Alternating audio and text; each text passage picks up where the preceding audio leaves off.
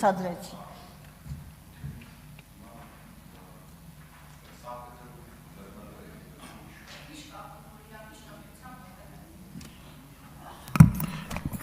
Երես պաշտությանն էլ չափ ու սահմանում է, էլի։ Ես մի դրվագի մասին եմ ուզում ձեզ հիշեցնել։ Եվ նաև մեր սիրելի հայրենակիցները հուսով եմ շատ հեռավոր անցյալում չի դա տեղի ունեցել։ Նիկոլ Փաշինյանը կառավարության ճեպազրույցի ժամանակ ինչ էր ասում էր, կառավարությունում եթե մեկը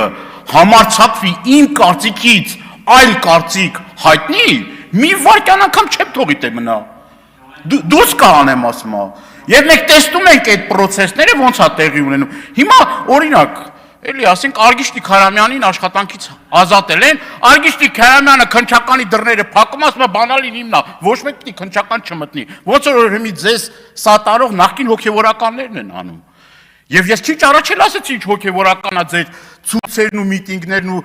ուխտիերթերը առաջնորդում։ Վազգեն Սարգսյանի սպանությունը, գնդակահարությունը համարելով հրաշք մի երևույթ։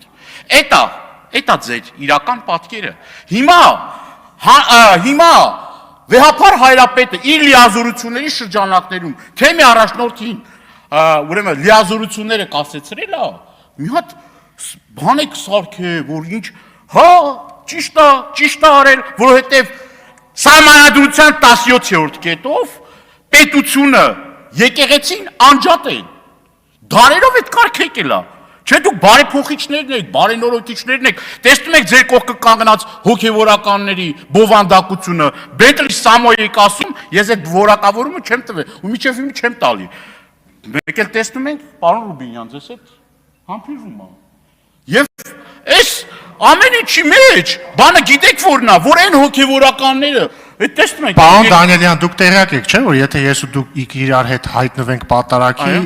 դուք էլ եք ինձ համբուրելու, ես էլ ձեզ, որովհետև պատարագի կարգն է այդպեսին։ Ուրեմն, չէ դե։ Իհարկե չեմ ուզի իրար հետ հայտնվենք պատարագի, բայց ամեն դեպքում։ Հուսով եմ նման բան տեղի չի ունենա, բայց գիտեք բանը որն է, որ այն մարդկանց, որոնք տարիներ շարունակ այդ մարդկանց ասել եք, ձեր փոքրում հոդվածներում գրել եք, ասել եք այս խնդրի մեջ է, այն թեմայի մեջ է, այն թեմայի մեջ է, միանգամից բարենորոգվում է։ Ձեզ գիտեք ինչն է պակասում։ Մի հատ արշակավան կառուցեք ու ամեն ինչ նման տեղը։